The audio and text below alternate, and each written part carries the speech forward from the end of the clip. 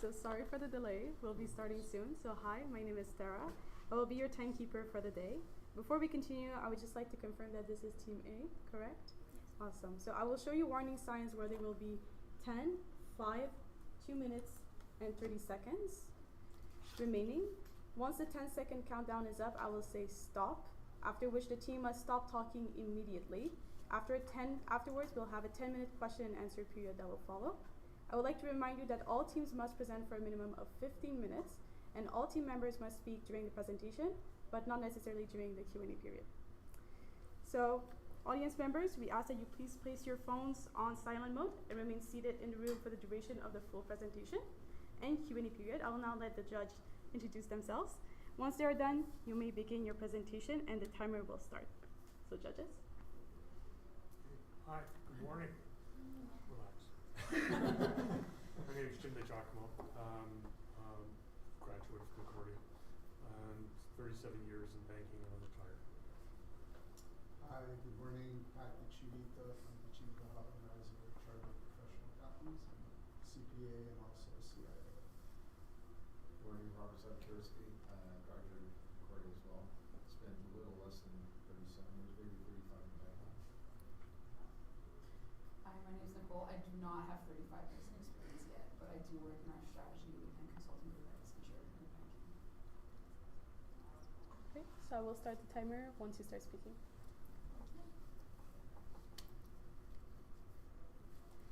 It is a pivotal time in today's world, and Nestor Cloud needs to act now.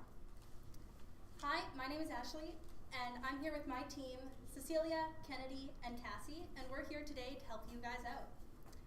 Okay, so Nestor Cloud is in a time of the AI boom, and the mortgage markets are ever growing. And that means that Nestor Cloud needs to show that businesses can and should trust AI platforms.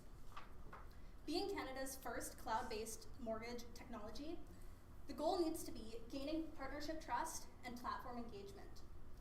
In a time where there is intensifying competition and high regulatory changes, the time to act is now.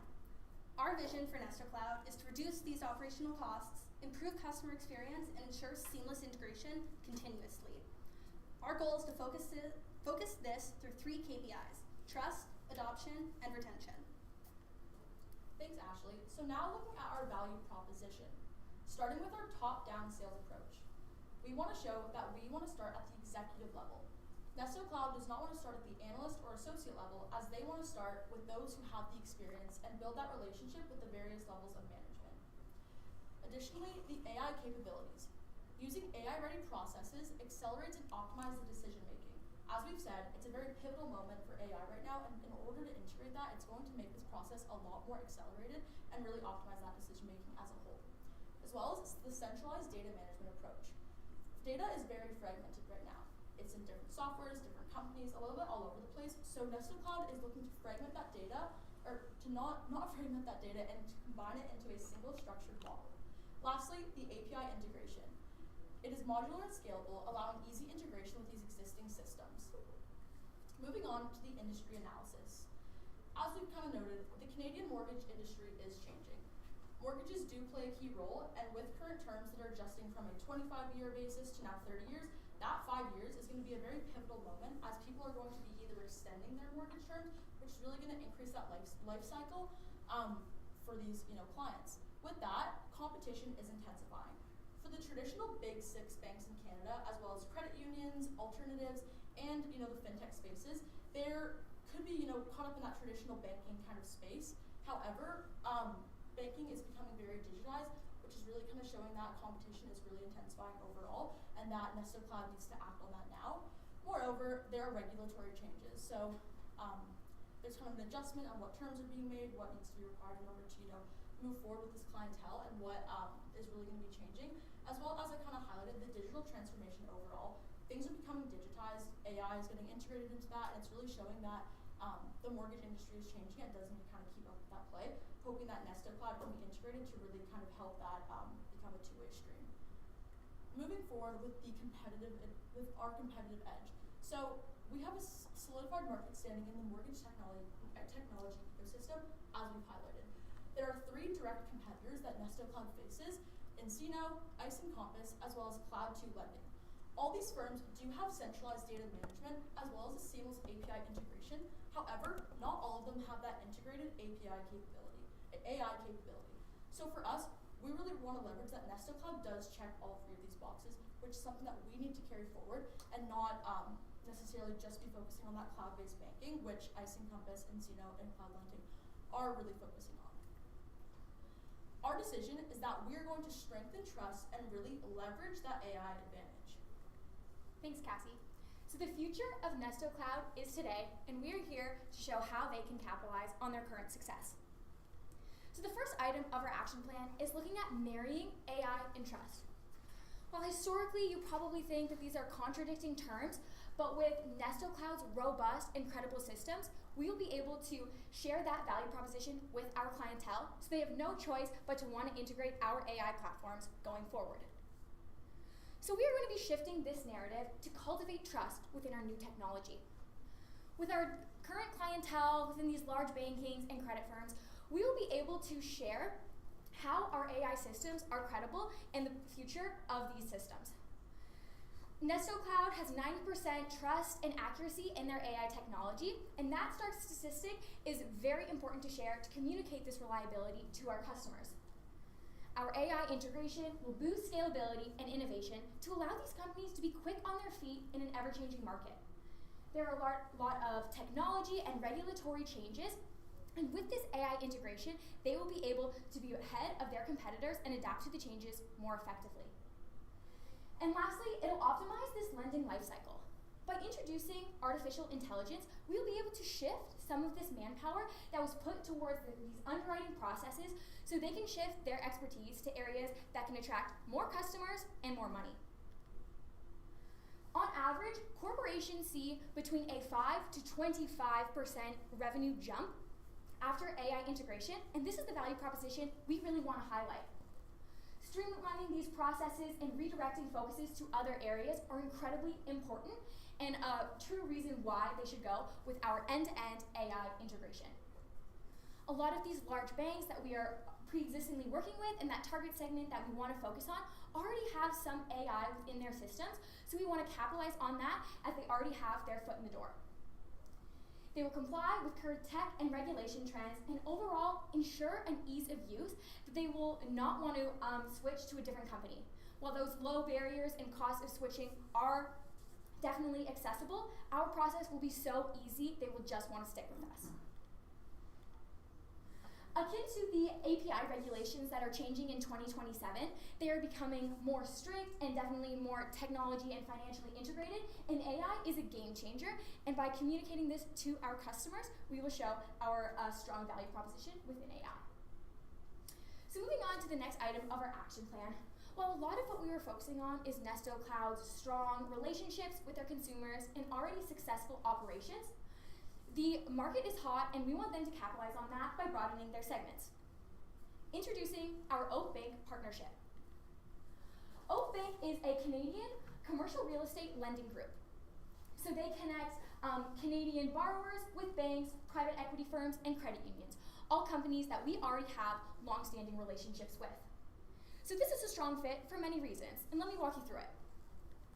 Not only do they have $6.5 billion in loans across Canada since their inception, they have 384 transactions and 100 plus clients to tap into. They currently have no AI automation, but are an ideal client as we know Nesto Cloud already has the commercial real estate infrastructure to capitalize on. They are a company with growing clientele and a need for a streamlined process, so this is a great way for Nesto Cloud to jump into a new market in commercial real estate. So by marrying Nesto Cloud processes, Oak Bank's digital and commercial real estate opportunities, as well as these large banks that we all work with already, it is a match made in heaven. So the next element is our accounts-based marketing, where we'll talk a little bit more about how Nesto Cloud will continue to cultivate and improve their client relationships, but I'll pass it off to Kennedy to talk about this a bit more. Thanks, Cecilia. So as we've kind of already touched on, Nesto Cloud already has a really strong top-down approach to their customer relations and marketing. So instead of changing this, we really want to refine it. We'll do this by investing in continuous training for our customer service personnel. Once we've kind of bought into our internal people, we can then go external. We'll target our traditional banks and then foster relationships and build trust. We'll do this through presentations, training modules, and workshops that show that we are a company that can be trusted and integrated into your business. Once we've built this trust, this is when we bring in that AI piece.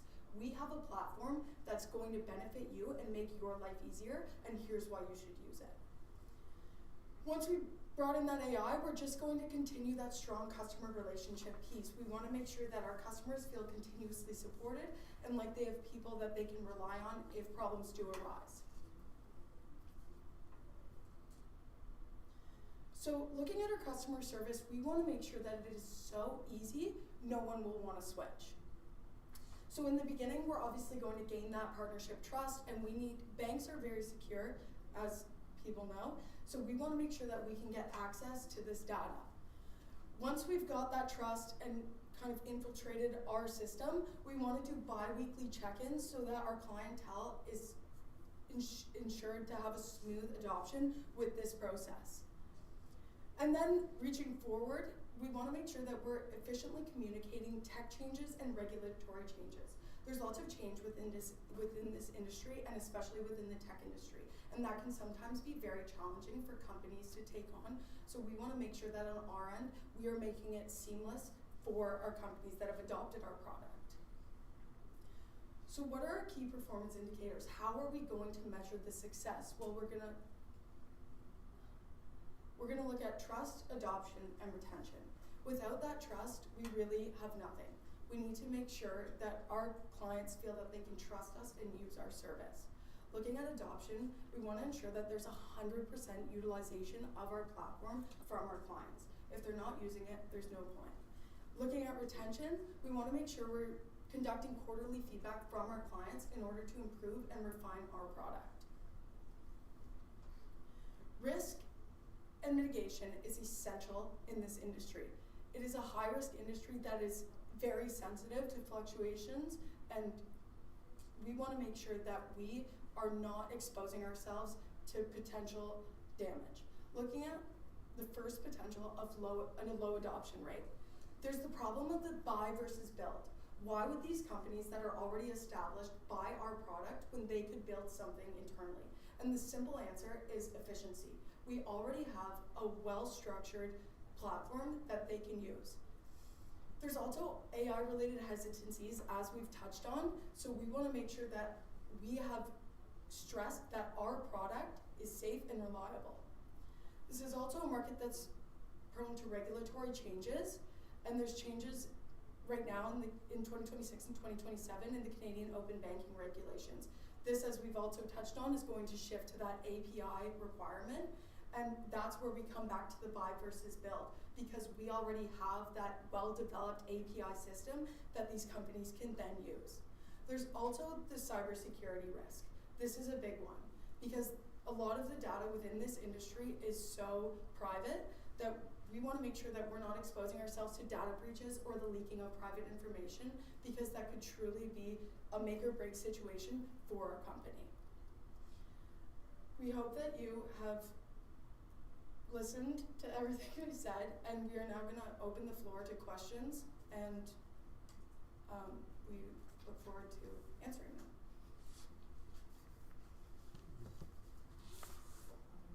Great, so thank you very much. The presentation is up.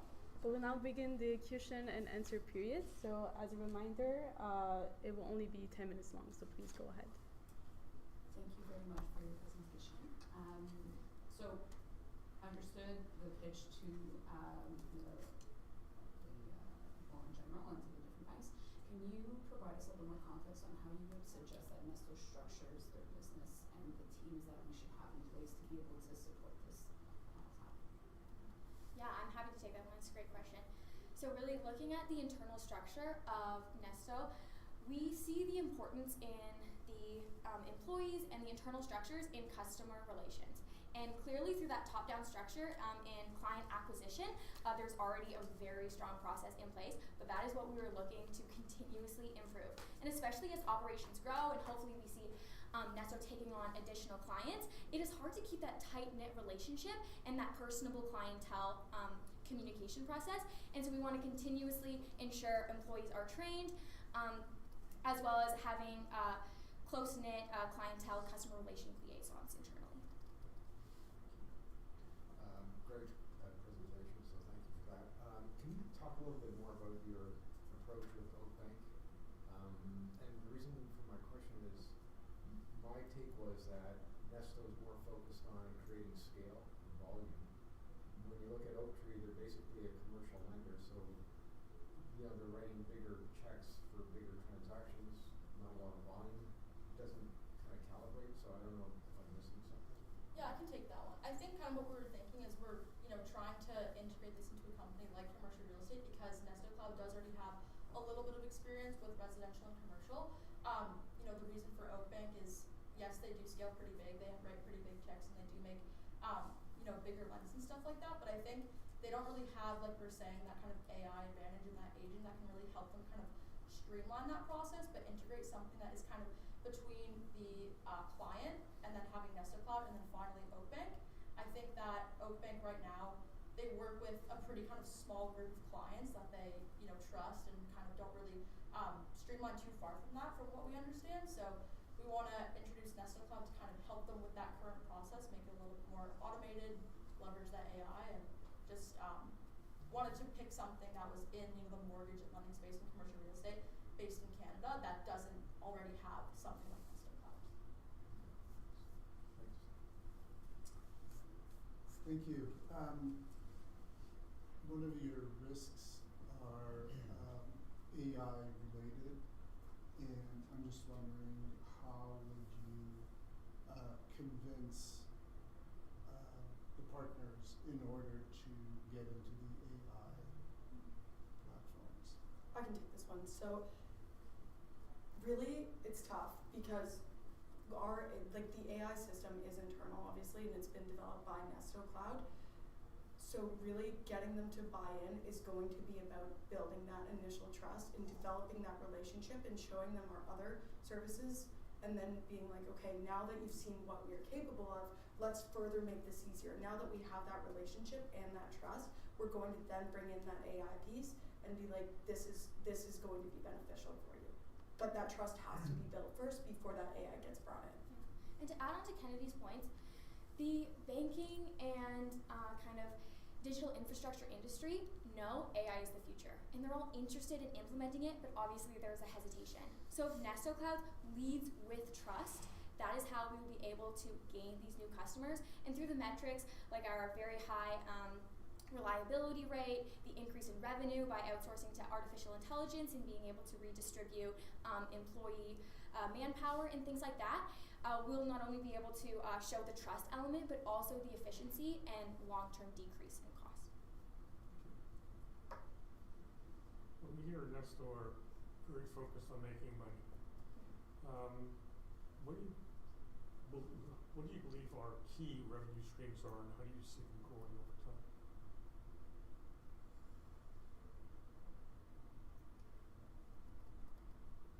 So I know that sorry, I'm happy to take this one. There were two key revenue streams. Definitely one was definitely more major, and they definitely prioritize the relationships with banks and credit unions. They've steered a little bit clear from the financial alternative companies and fintechs because obviously they're younger startups and more digitally inclined. But within those banks partnerships, there is a software as a service, like a dual integration option.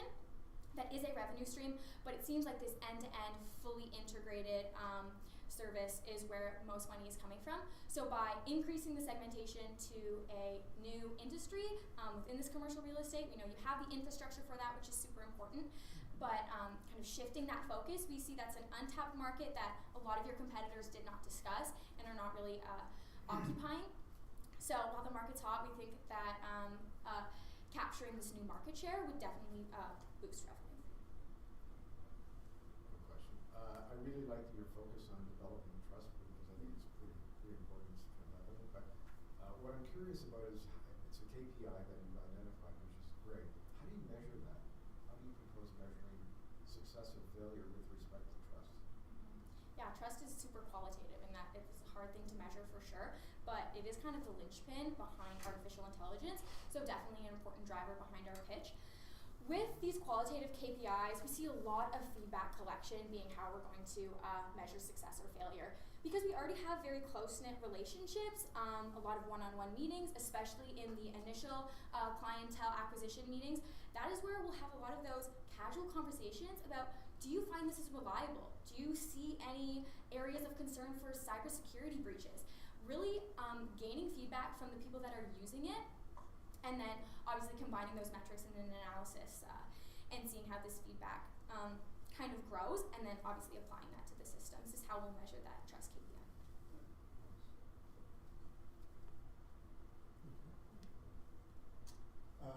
Yeah, just one last question on the risks, the risk profile that you developed. Which of the three do you think is the biggest risk, and what kind of controls would you put in place in order to mitigate those risks? I can take this one. I think the biggest risk is the cybersecurity, because that data that within the industry is so sensitive. If there was a cyber breach, that's a huge disaster. So I think in order to mitigate that, we need to ensure at Nesto Cloud that our end-to-end encryption of our AI is secure and that it's foolproof. And that would be about bringing in those experts that are really professionals within that industry to make sure that we are continuously up to date with trends and ensuring that our AI platform is as secure and as safe as it can be. We have time for one more question. You mentioned earlier the increase of 5% to 25% in revenue. Can you walk us through how you guys got to that? Yeah, that was external research across lots of industries. So that's kind of an overarching statistic, definitely not specific to like digital automation or banking specifically. But all companies are kind of in the same boat right now, looking to increase efficiency within their processes and introduce AI. So while all companies see ebbs and flows in revenues very differently, the overall takeaway is that there is a positive trend in correlation with revenue boost and AI integration. So while this may be different for a lot of different companies, we feel like it would definitely be positive for Nesto Cloud and definitely something that should be communicated to consumers.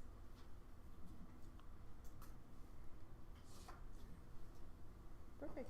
So the question and answer period is up. Thank you, the delegates. Thank you, the judges. So I will ask everyone to leave the room so we can start preparing for the next presentation. Thank you very much.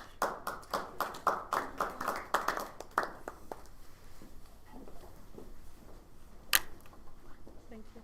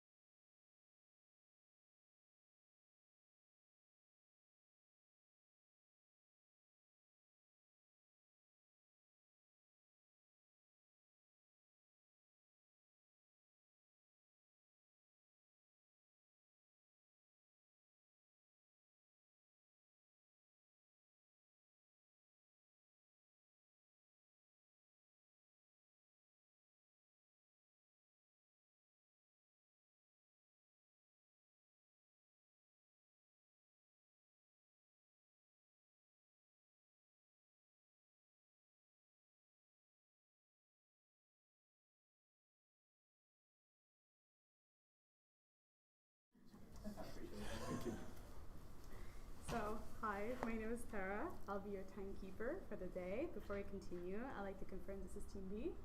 Awesome. So I will show you the warning signs whenever you have 10, 5, 3, and 30 seconds left. Once a 10-second countdown is up, I will say stop, after which the team must stop talking immediately. Afterwards, we'll have a 10-minute question and answer period that will follow. I would like to remind that all the teams must present for a minimum of 15 minutes, and all team members must speak during the presentation, but not necessarily during the Q&A period. So audience member, again, I ask you to place your phones on silent, and please remain seated in the room for the duration of the full presentation and Q&A period. I will now let the judge introduce themselves. Once they're done, you may begin your presentation, and the timer will start. Judges again. Thank you. Good afternoon. My name is Jim DiGiacomo, and I'm retired, 37 years in banking, and a long time ago I graduated from Concordia. Afternoon, Pat Chivita from Chivita Habenreiser, Chartered Professional Accountants. I'm a CPA and also a CIA. I also graduated from Concordia and Robert Sadekierski, Concordia graduate. Was a banker for 35 years, semi-retired now, and glad to see you guys. My name is Nicole. Nice to meet you all. Also a Concordia alum, and I work now as strategy consultant at Accenture in the banking.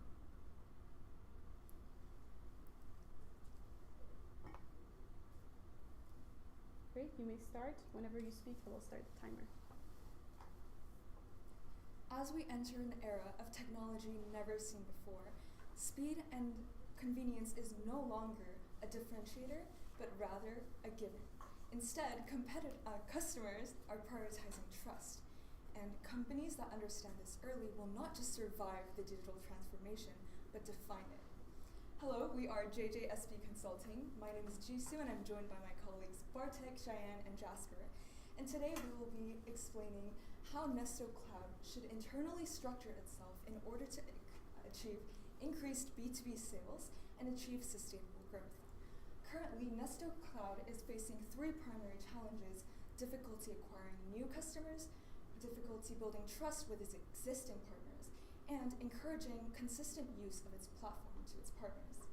To this, we suggest our training program solution, where we will establish a training program to achieve 24/7 personalized help and achieve full AI transparency, active communication, and a solution-oriented business model. This is projected to increase 15 NPS, 15% growth rate, and also achieve a $141 billion revenue increase. Now, first, let's get a deeper understanding into the market base that Nesto Cloud operates in. First of all, within the fintech market trends, customers have four primary non-negotiables, which are AI capabilities, security, trustworthiness, and clarity. About 38% of global consumers are already using AI-based financial tools, and 54% of North American customers, which are Nesto Cloud's primary customer base, are excited about AI potential, which shows large potential for new customer capture. Second of all, security is a very large issue, with about 90% of fintech customers growing concerns about potential data breaches and security concerns, which makes growing importance for SOC 2 Type 2 compliances, API integrations, and building a security-first architecture, which Nesto Cloud is already excelling in. However, one thing that Nesto Cloud really needs to focus on is its trustworthiness, as this market currently sees a very short turn rate of 7 to 30 days, which shows that speed and convenience are no longer differentiators, and rather we need to build trust in order to gain and also maintain our partners. Finally, about 50% of all consumers find the current loan application processes to be very confusing and challenging, which makes 24/7 readily available help more than ever necessary.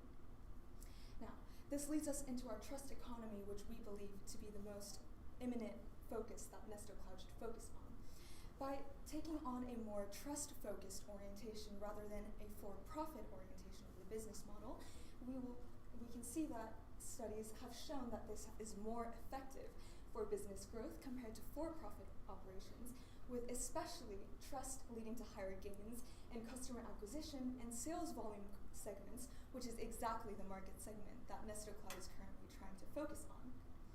Now, what exactly builds trust for fintech customers, you may ask?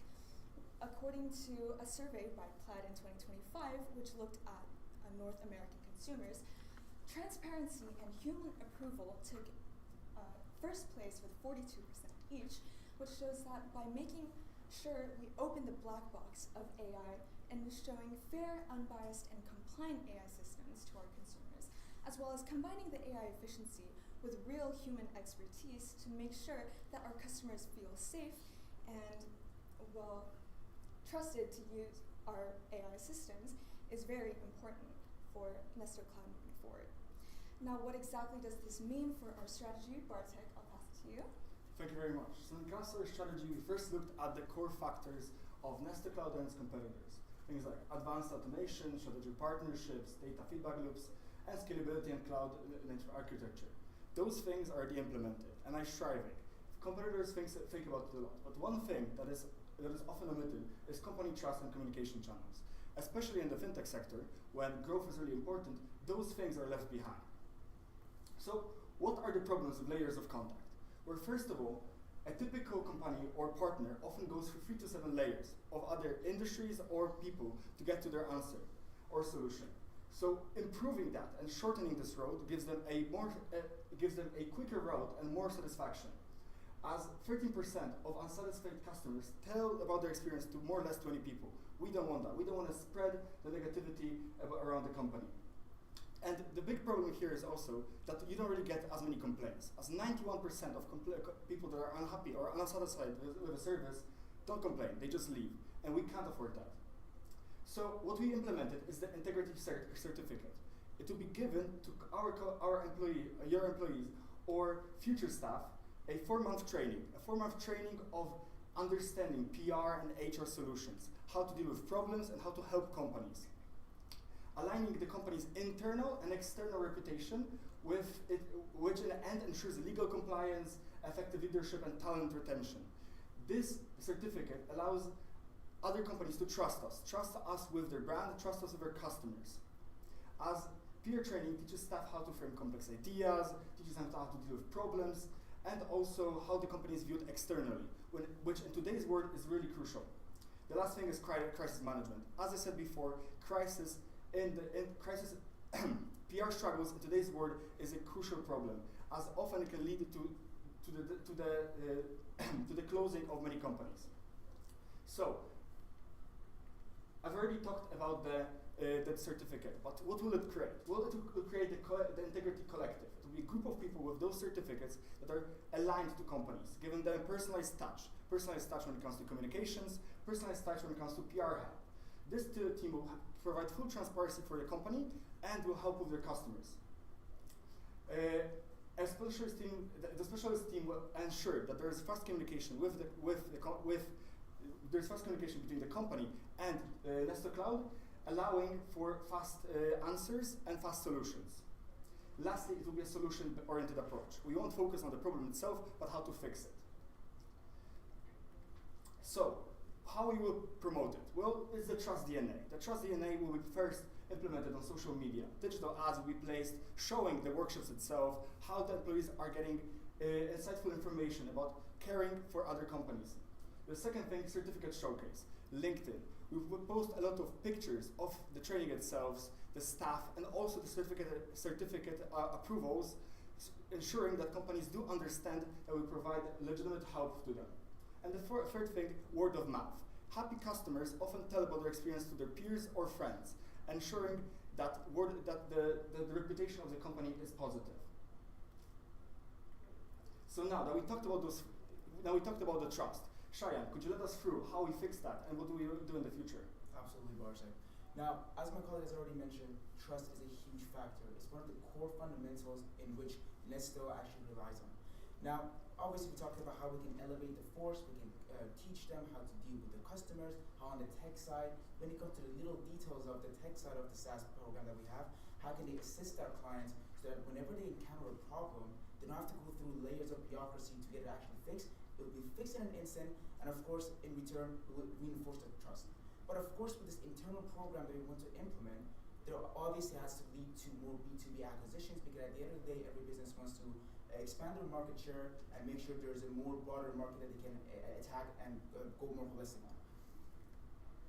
And for us, it's really important to make the switching costs between their current, it doesn't matter what financial institution you are, we want to make the switching costs between your current provider a lot easier when switching to Nesto Cloud. Because obviously with any disruptive technology, such as AI in this instance, there are many, many risks to take into account. For example, what if there's data breaches? What if, for example, if I have a problem implementing the system into my financial institution, how can I properly operate it? Are my staff trained enough?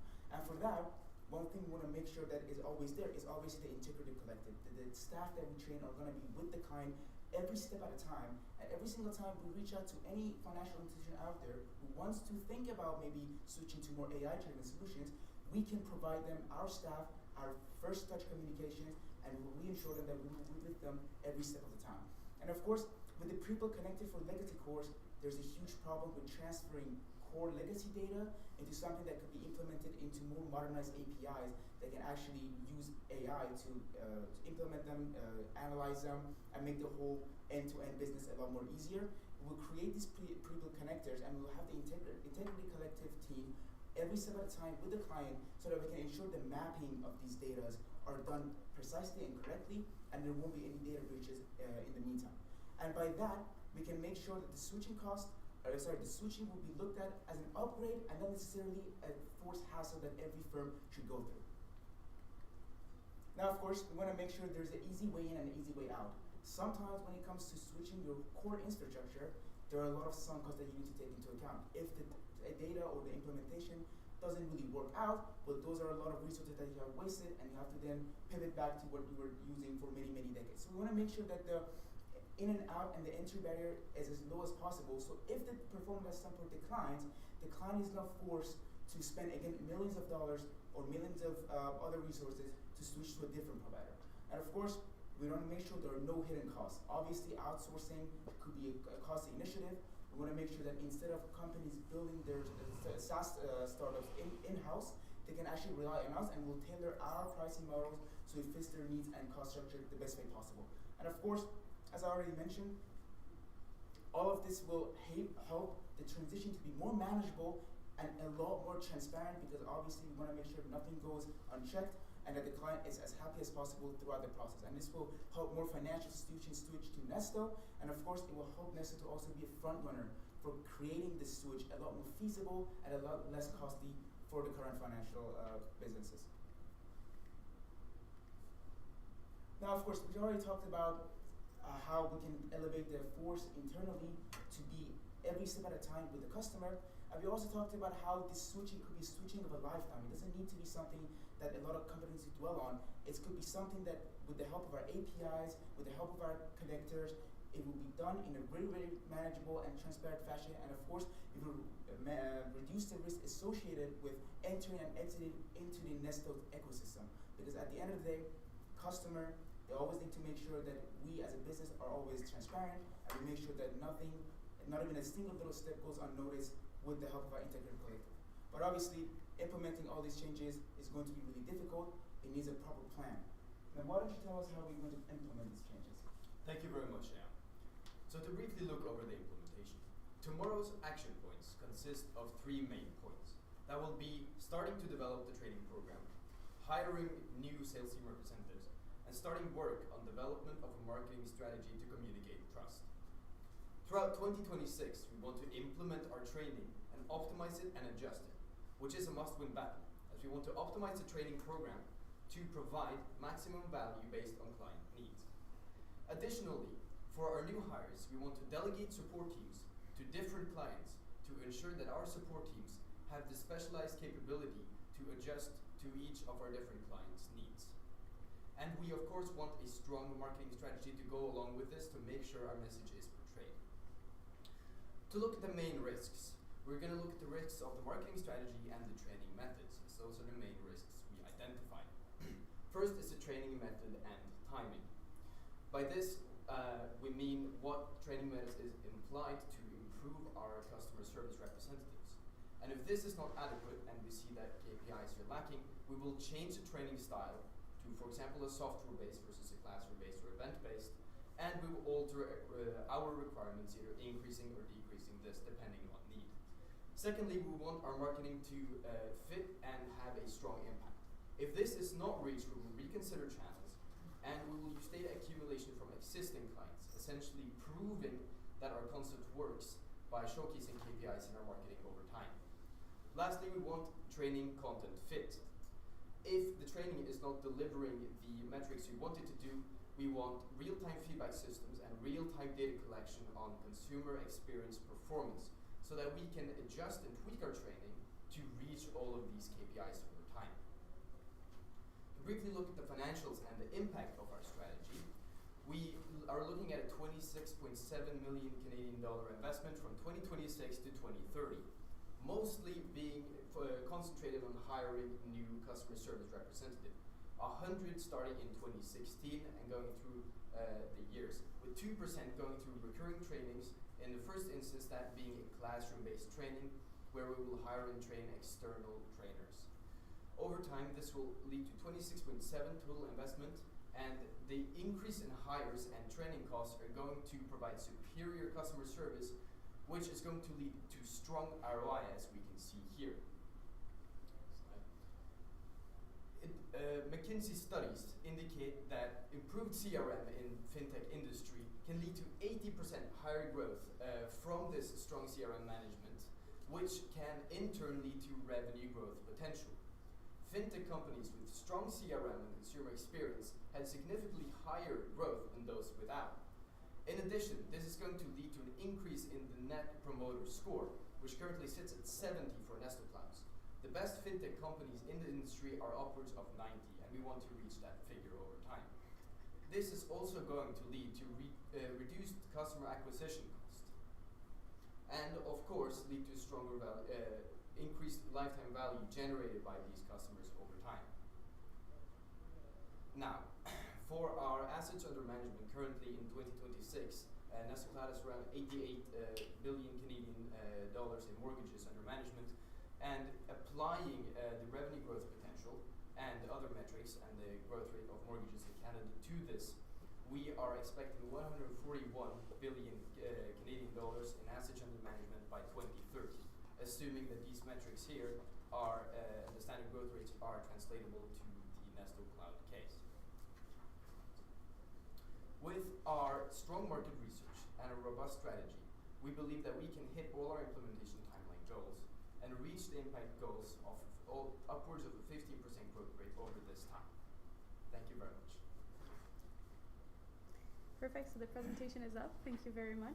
So we'll begin the Q&A period. You'll have 10 minutes. Thank you. Thank you very much for your presentation. So you mentioned a lot about social media and getting the word out and your training program. So can you clarify to me who will be, like, what is your sales strategy? Who are you targeting to buy this SaaS platform? Thank you very much for your question. So when it comes to the marketing strategy, it's two ways. First of all, we want to show the customers that using the platform is easy. We want to show them that the platform can be trustworthy and the team that will be responsible for the communication of them is reliable. The second thing, targeting like things like Google or LinkedIn also shows other institutions, like financial institutions, that the company is going in the correct way, that we care about trust, we are developing a specialized team, and ensuring that their customers will be satisfied with our services. So the customers would be the bank executives in this case, right? Yes, exactly. Thank you. Okay, that's interesting. Just to follow on that one, it wasn't clear to me who the customer was. Is it the buyer of the system, which is the financial institution, or the applicant for the loan? Can you clarify that for me a little bit, just to pick up on what? Yes, of course, yeah. Well, in terms of the target demographic, it's going to be the same partners who Nesto is obviously is currently targeting. It's just more about expanding and broadening on that. So it's going to be more top executives, so the top to bottom approach, we're still going to focus on that, at least on the B2B side specifically. And what we're going to change a little bit is in which ways we communicate our services. And of course, with the Integrity Collective, we want to ensure that this transition is going to be a less risk, the risk appetite for it is going to be a lot higher. And of course, with the implementation, we have a dedicated team helping them implement the systems instead of just like leaving them out in the open to deal with their $1 million investment. So it's more about the way in which we communicate it, less more than about what target demographic we can specifically focus on. Just to follow up, so if the banks are going to be using the system, Yeah. how are you going to get the growth in your own mortgage book if the banks are booking the loans themselves? Thank you. The figure, the mortgages under management, is coming from the mortgages that are administered through our system. Of course, it is a bank's mortgage, and we take a cut of this. But this is a metric to show the increase in our clientele, essentially. Thank you. Your presentation is based on trust from everyone itself. How will you monitor this trust when it comes to security of information? Well, the security information is going to be monitored by the integrity collective team that we're going to have in place. We thought it would be a good idea to reduce the layers of bureaucracy that the information has to go through. Usually you have to contact somebody in the HR, they would then elevate the problem to somebody in the technical division. We thought with the program we're implementing, we can merge the two together. So instead, you're going to have a dedicated person for each client. If you have a problem with any technical difficulties, for example, implementation, it could be how you process your data, you can immediately refer to their customer, to your HR representative, and immediately get the problem fixed. In a case in which the problem is really bad and it has worsened, then we can escalate it to somebody a bit more professional, or we can dedicate specific technical teams to tackle the problem. But the main idea is to have specific dedicated HR reps who are both well-versed in technicals and in how to manage the customer relationship, to ensure that every step of the time with data management, how data is being processed, how we're going to implement the services, everything is crystal clear and the question will be answered in an instant. Thank you for the clarification on assets under management, because I was a little confused there. But I'm still a little at sea with regards to where the focal points are with regards to revenue streams. And where do you see the greatest impact in terms of increasing overall revenues? Or is there any one stream that you figure is low-hanging fruit? Well, not the low-hanging fruit per se, but I mean the most prominent revenue stream right now is the take-on rate that Nesto Cloud already has on the mortgages that are currently managed. Now, what we thought would be a great idea is to be the front runners for making this switch between this legacy technical infrastructure that most financial institutions have to switch to Nesto's AI solutions and their solutions and technical developments. Now, it would be really good on the just looking at it on the long-term perspective, to be the front runners of making this switch happen, because obviously if everybody looks at our processes and they see, okay, there are less risks associated, I always have somebody dedicated to my case with me, they can hold my hand through the whole process and make sure that I'm completely safe in how my data is being managed. Then in the long run, obviously, the implementation, the third revenue stream that is being not so much looked at right now in the company can become the most prominent one, because by then, you're outsourcing, you could also even have a monopoly in the market at some point because of how many more institutions are willing to work with you instead of the competitors, because they're not so much focusing on your data privacy and holding your hand through the whole process. So the idea is to become the prominent figure in making this transition happen and making more financial institutions comfortable with AI solutions and, of course, managing disruptive technologies. Thank you. So maybe following up on that, you mentioned like tailored pricing models. How would you go about, like, what, you have some examples of what kind of pricing models you have and how you would target them and adapt them based on FI? Well, with the tailored pricing model, depending on obviously the resources the client has obviously at reach, we will look at their processes, the amount of data that they have, for example, and we'll see, for example, if you want to implement the system completely fully integrated into their business, well, obviously there's a certain number of staff that we need to dedicate to that implementation. Depending on how big their database is, obviously then that in itself requires more resources on our side. And depending on, again, how much resources we need, we're going to tailor it. Instead of having specific packets and having the price to be really rigid, we want to make sure that on the long run, we can keep the prices as low as possible, because with SaaS businesses, 70% of the profit margins are, they have 7% profit margin because of how low the development costs they have.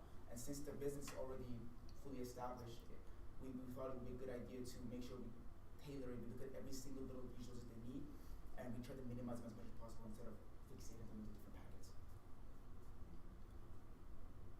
If you could simplify it in a word or two, what are the 2 to 3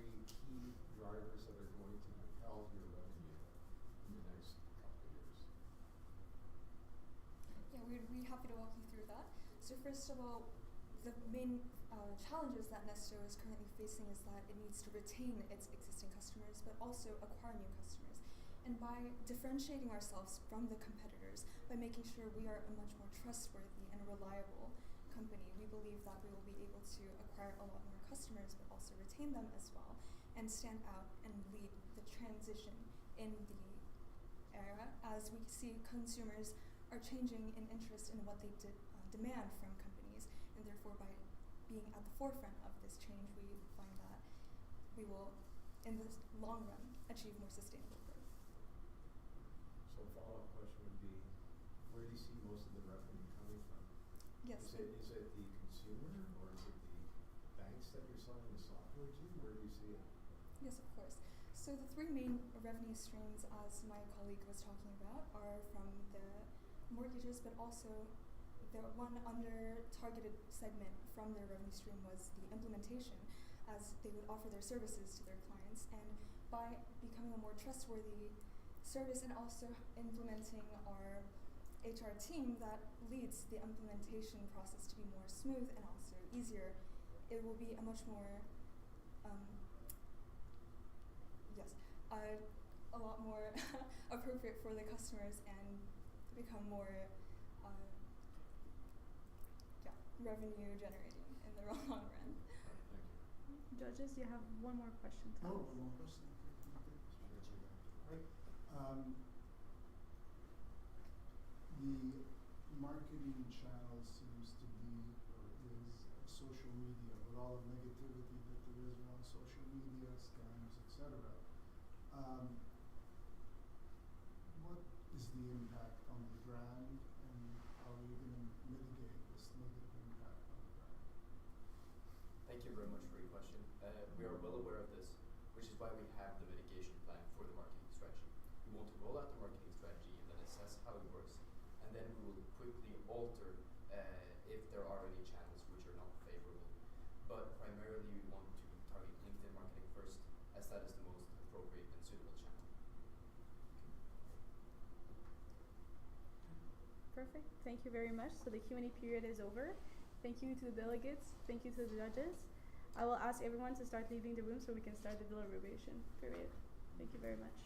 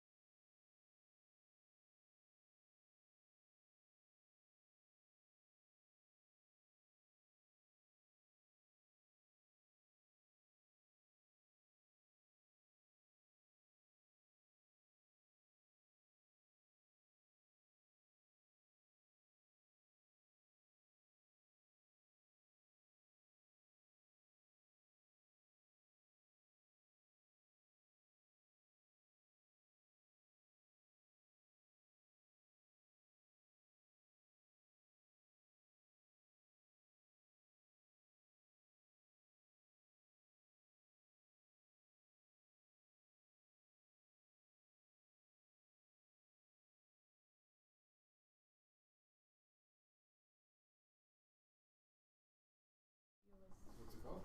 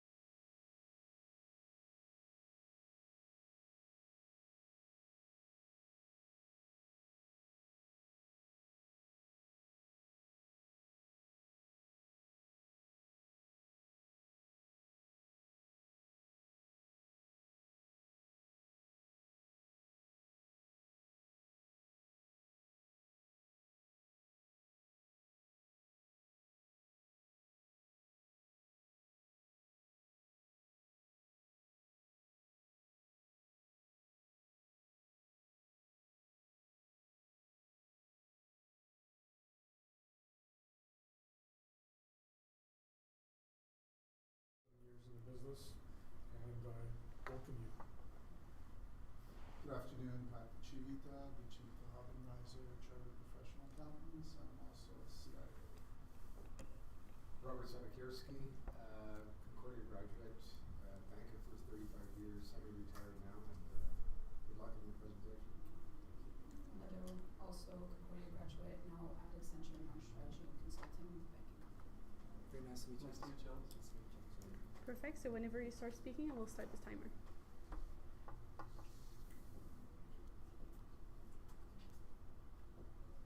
I am the head of mortgage department.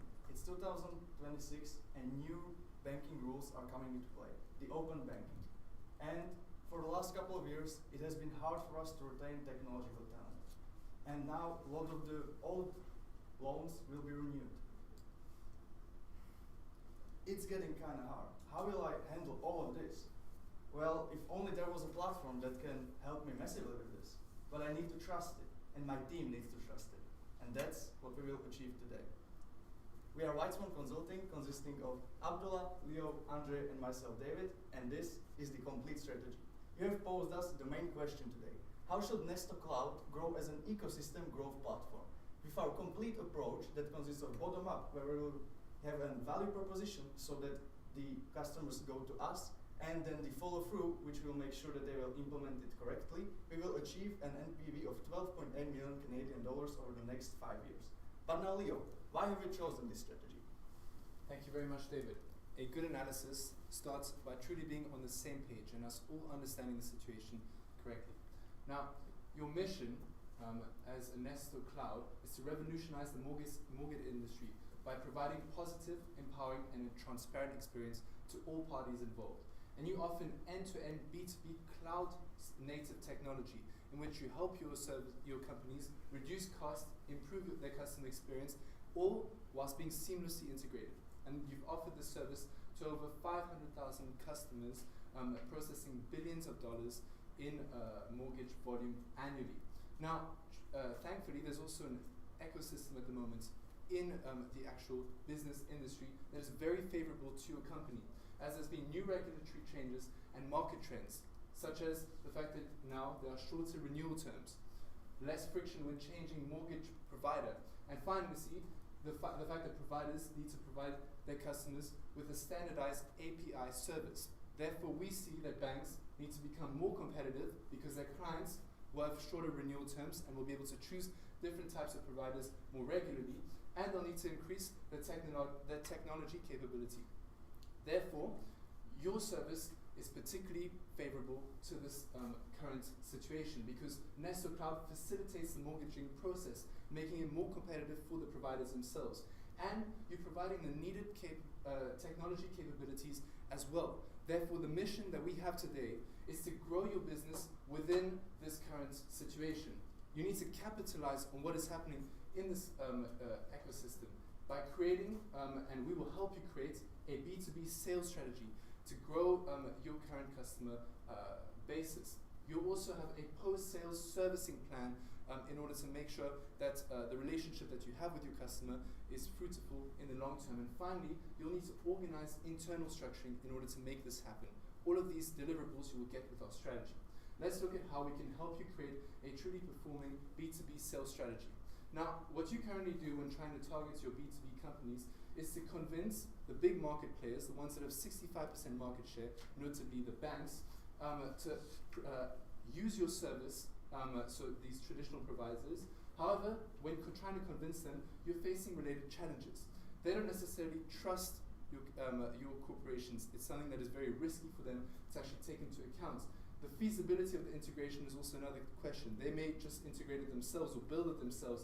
And finally, if it's actually impactful, you'll need to provide them with KPIs related to this. And how you currently do this is that you have a top-down approach. You first go to the head of mortgages, try and convince the head of mortgages that this is a good idea, that it's trustworthy, so on and so forth. And if he's convinced with your service, he'll give the green light and he'll go to the lower down employees, the ones that are specialized in tech, risk and compliance, and operational stakeholders. And all of these stakeholders will then check it for themselves and give their own green lights. And only then will they actually truly consider your service and maybe implement it themselves. Therefore, there's a few stages that we need to take into account. But what we've noticed is that the head of mortgages only truly receives the green light once he's checked it with the other stakeholders. And these stakeholders are really the ones that know about the actual service and are the ones that we truly need to convince. However, this convincing only happens when you've received the green light of the head of mortgages. Is there not a way for us to actually attain these truly implicated stakeholders without having to go through the head of mortgages every single time?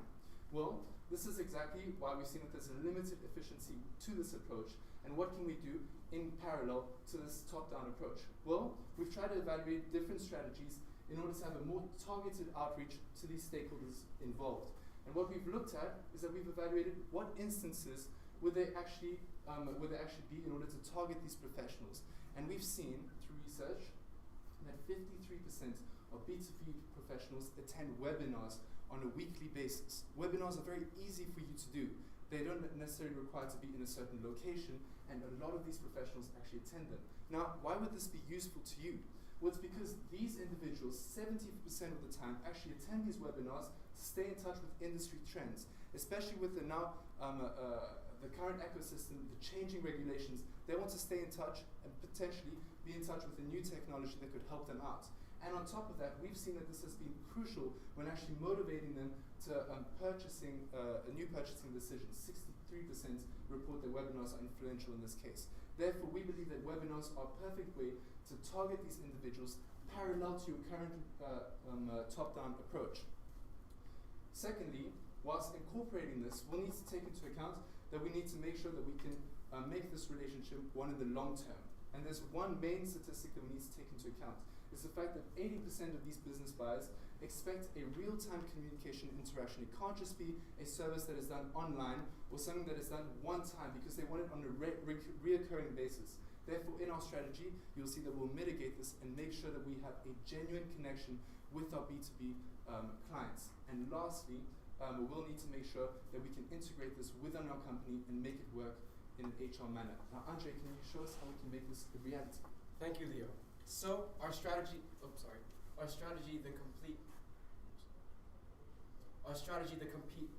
approach. It's complete in two ways. First, we want to complete making sure that we're hitting financial institutions from every angle, attracting them from both top down as well as bottom up. And second, it's complete in a second way that we want to make sure that we get the attraction phase as well as the retention phase. So making sure that they're really being integrated into our services. So the first pillar that we have is bottom up. Currently, you do a top-down approach, as Leo mentioned, where you go straight in for the head. But we believe that there's also a benefit to combining this with a bottom-up approach, where you're also appealing to the people that are actually going to be using the product. And we're going to be doing that through webinars. And our second pillar, follow-through, is creating a service team which supports the integration of Nesto Cloud within different departments. Now, Abdullah, tell us about how we're going to do bottom-up. Of course. Now, your current approach has been very successful so far. And to tell you to completely change it would be a huge mistake, which is definitely not what we'll do today. And we'll also not tell you something that's very out of reach. Instead, we'll look at how we can integrate a new strategy into your current strategy and make it a much better B2B strategy.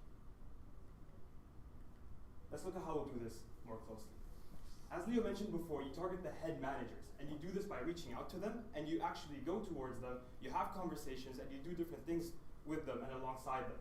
Now, the issue is, there's also this other huge part. Leo already explained, the tech teams, the risk compliance leaders, and the operational stakeholders are then the ones who give the green light. They're the ones who have to actually use your software, actually implement it, and they're the ones who are in direct contact with all the mortgages, which is why they're very important to also target. They're big decision makers, and they also have to react to open banking policy, which is exactly what we are here for. And finally, they're responsible for these big decisions that their whole corporation makes, which means they really need something that improves their bank, improves their job, and improves their role. So let's be more specific. What if, instead of moving to them, we could bring them towards us? Now, we don't want to change anything with your head of mortgages strategy, your top-down approach strategy, because you already spent a lot of money, a lot of time, and a lot of labor in there, and it's been very successful. So to tell you to change that, of course, would be wrong. Let's look at how we can change the other part. We'll be introducing a webinar, the Nesto webinar. It's a diverse collection of webinars, once a month, for these different teams. So they'll be allocated specifically for the tech team either, or for the risk and compliance leaders, or for the operational managers. And if you think that there should be other departments included, that would also be great.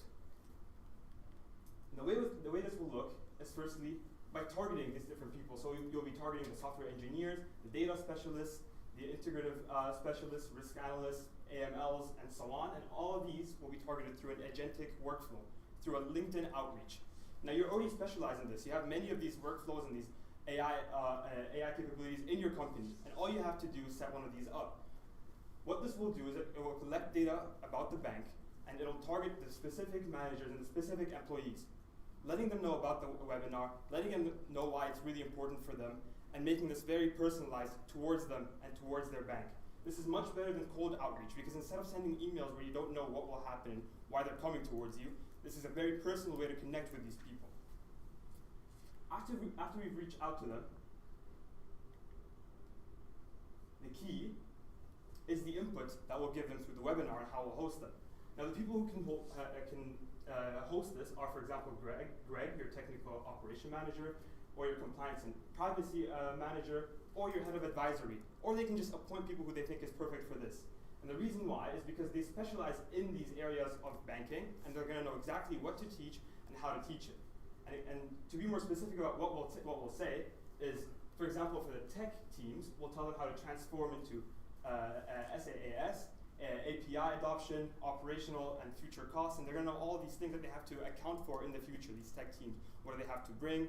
What technical capabilities do they need to adapt to open banking, and all of these preparational things. In terms of the risk and compliance leaders, they need to know safety and compliance, of course, and we're also going to teach them how we and how they could perhaps leverage AI and use it for their own banks.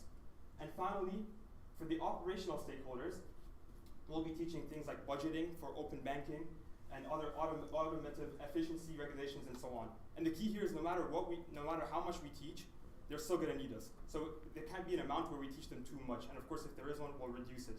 Because at the end of the day, they need our software to operate, which is how we're going to sell it to them.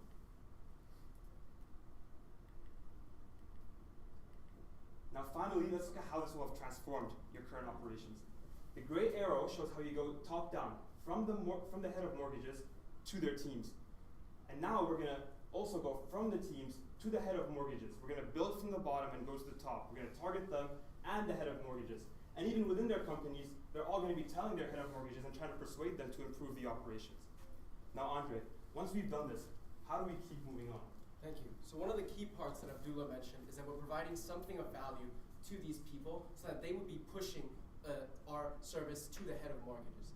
Now let's look at the follow through. Let's actually imagine a little golf analogy. You want to score a putt, and obviously the shot is important, but what is equally important is the follow through. Now for Nesta Cloud, this actually means supporting the all-round integration of your software into these brands, making sure that it is fully integrated. So here's what we propose.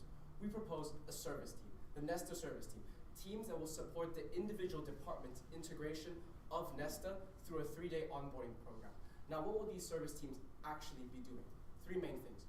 1, onboarding. Onboarding the software, making sure that you're maximizing the usage of these softwares in each individual department. Second, wanted this to be a personal touch point for support. So now each department has a personal support team that they can reach out to if they have an issue. And this is going to build a personal connection that has never been had before. And finally, improvement. Because the service team is in direct contact with individual departments, they will have better understanding of pain points, specific feedback that they can implement to your software team and to actually improve your core offering. The key objective here is that NestCloud should build an organization-wide connection with the financial institutions that it plans to partner with. This is the way that you truly build long-term trust and retention in your customers. Now the synergy with bottom up is that actually these people in the service team, as Abdullah mentioned earlier, you might want to start with more experienced personnel to actually bring that value to these to the people below. But in the future, the service team could become the instructors, the planning, and they could learn the pain points of the different departments. So the point is that we see them leading the movement for this bottom-up strategy that we have. Now let's look at the operational thing. we want, operationally this will take for your team to hire 12 people, rising up to 18 in 2030, and we will plan to hire, paying them an average of 90K as experts, costing you 1 million annually. Now you might be asking, where will we recruit these people from? We're actually going to be recruiting them straight from the financial institutions. For instance, the banks, the departments, and other financial institutions. The key reasons for this is one, there'll be intimate knowledge of the pain points faced by these financial institutions. They'll know exactly how to target these people and how to reach out to them.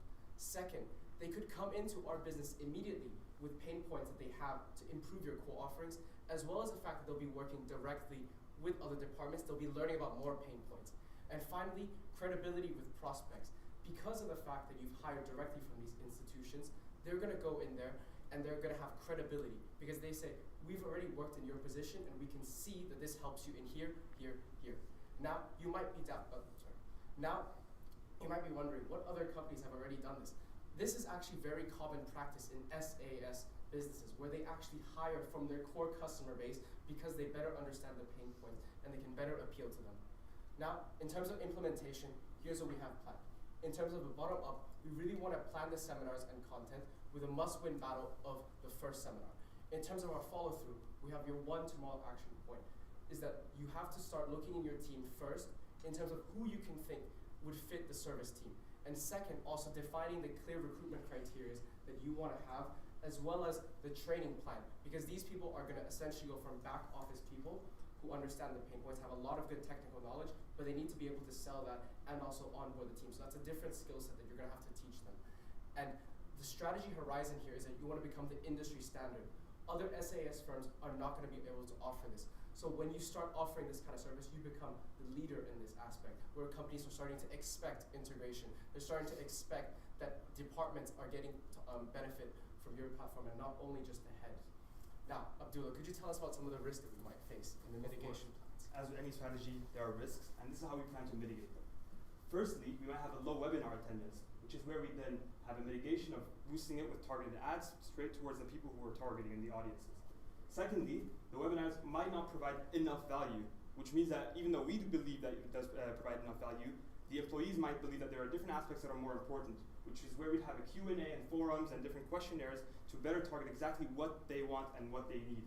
And finally, there might be a lack of know-how to host these webinars. So these people who are really good at tech might not be the perfect hosts, which is where we'd hire a perfect host and then kind of train them and make them suited for this.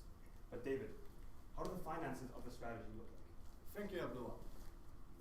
Now, we want you to invest 6.7 million over the next 5 years. The biggest costs are in upfront costs, which are website development itself, so that we can host those webinars and have them uploaded as a memory bank for future learnings. Then, development of the webinars. For all these costs, we have breakdowns in the appendix how we actually calculated them. And then later, the service team costs are operational and go on throughout the 5 years of the teams gradually increasing their size for more customers. As you can see, on the right, we know that you are a startup and cash flow might be tight. That's why we've also calculated that in the second year, you're almost breaking even, and from the third year, our strategy is cash flow positive. Our strategy leads to 39.7 million in revenues. Our key assumptions for this are that 12,436 Canadian dollars are average revenue per user. This is from the case information, but we've also calculated sensitivity analysis if it were to change.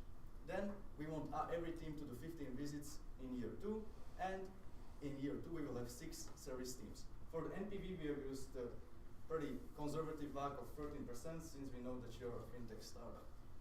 But also sensitivity analysis if it were to change and increase. This all leads to the NPV of 12.8 million over the next 5 years. For our strategy, I, as a head of the bank or the head of the mortgage department, now can trust the service not only because I've seen the value, but also because my people seen the value and they are telling me about the service and that we need to implement it. Thank you for your attention, and now I open the floor to any questions. Perfect, thank you very much. So we will open the Q&A period. As a gentle reminder, you only have 10 minutes for the Q&A period. Thank you. Thank you very much for your presentation. If we're going back to what are some of the key challenges, you guys touched a lot on how to gain the partners' trust. Can you talk a little bit more about how to have a feasibility of the integration of the SaaS platform at different enterprise? Sorry, do you mean what we currently do, what your company currently does, or the difference that we'll Yeah, provide? like what would you recommend to help with that pain point of the feasibility of integrating the new system? Yeah.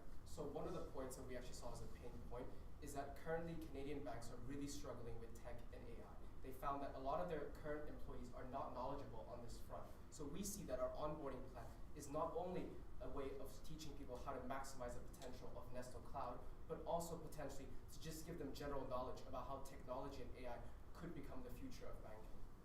And just to add on, the service teams also act as a support. So they are going to new customers, outreaching, but they're also going to current customers, asking them if they have any problems, if there's something we need to explain to them or improve on. And so just to follow up, the service teams are to be the pre-sales as well as the post-implementation, right? Okay, so just picking up on that point, excuse me, it wasn't clear to me who was going to be out front talking to not just the head of mortgages, but the people, the constituents under that person. So maybe you can talk to that. And then the other part for clarification for me would be, how do you propose developing trust with those constituents? Because webinars are great, but you're dealing with a B2B sales situation, and leaning into webinars in entirety, I'm wondering if that's an optimal approach with respect to building trust with that, with those constituents and advancing your sales.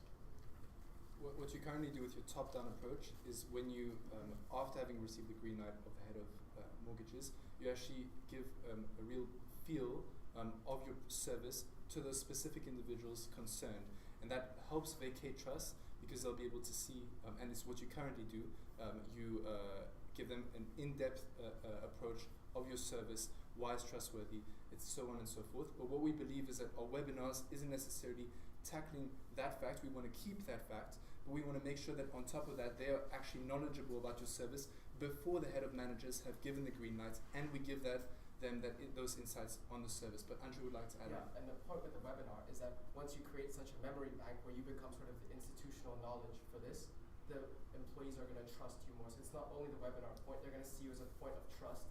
And then the support team, once you do finally make the decision to join, you're going to see that this is really integrated and you're really supported all the way through. So to build trust in the first point is so that we are like the institutional knowledge base. They see us as Nesto Cloud, this is the people that we need to go to learn about our open banking information.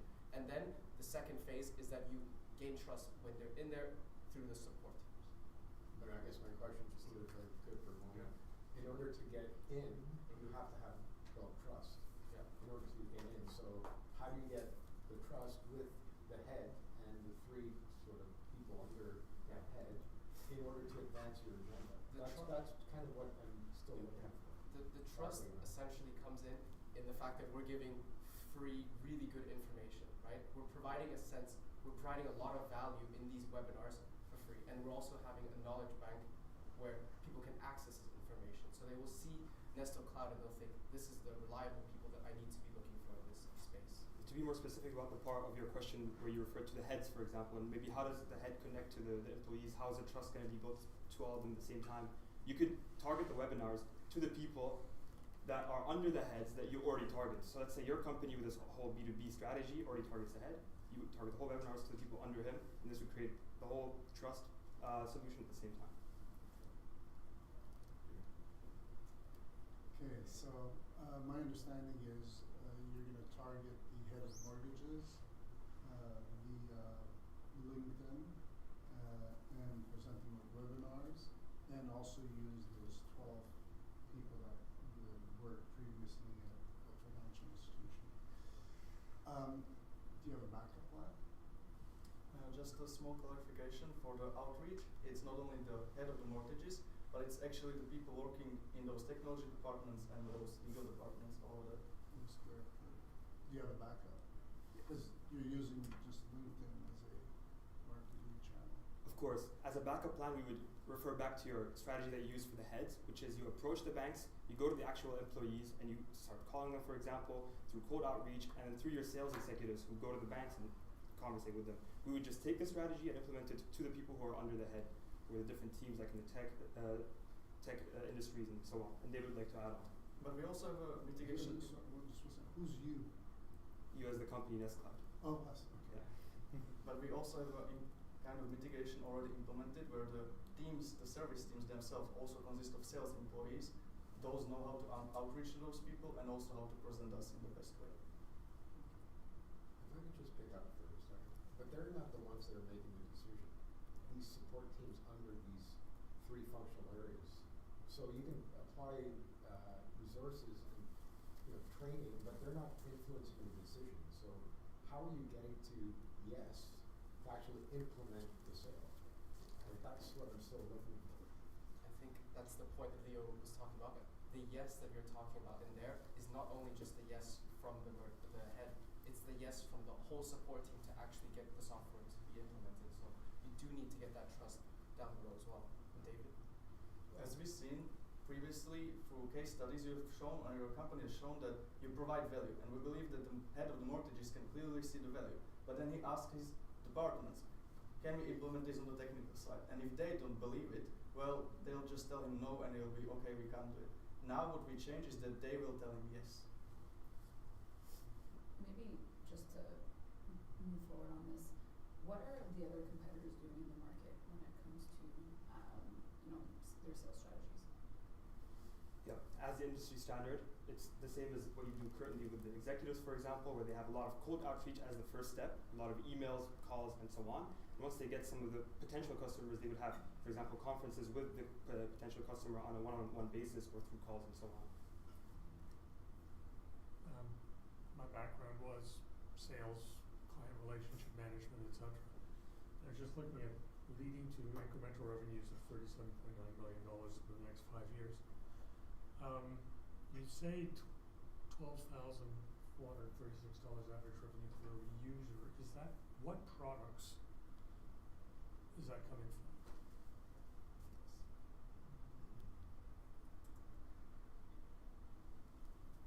I can start. First, here we have the calculation for the revenue.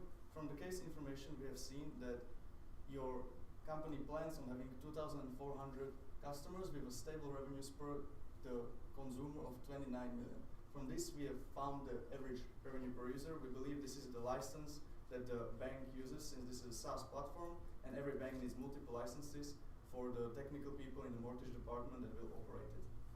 And to more directly answer your question as well, the products that they will be purchasing, because of the fact that it's service teams and full integration, we do see that they purchase more of your all-in-one service rather than parts of your service. Sorry, can you run that by me again? You're saying that the banks buy all of the service?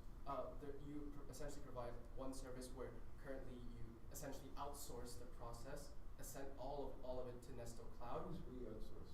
The banks. Okay, so not we, but yeah. banks outsource. Banks outsource the entire process to Nesto Cloud, and we think that this is probably the predominant, the majority of the sales, because our strategy is really focused on building that connection between the different institutions. So basically, the average revenue per user is based on a certain number of bank or institutional clients and the number of users that are licensed within each of those. Yes. So how many banks or institutions are your customers? Here we can see the number of incremental users. That's a bank that keeps on increasing. In the first year, we are getting 338 of those users, so those licenses. We have estimated from, and studied from RBC that they usually have around 15 licenses per bank, but that varies per bank. 15? In the high mortgage department where they actually manage those. But as you probably know, this quite varies from bank to bank. We have time for one more question. I'm just looking at total users per, you said 15 visits per team in year 2. 15 sales calls? No, those are the service teams that go into the branches themselves. We have 6 teams in the second year. We have 6 teams, and they each do 15 of those visits. Okay, perfect, very much. So the presentation is up. Thank you very much. I would like to thank you both, delegates and judges. I will have everyone leaving the room so we can prepare for the next presentation. Thank you very much.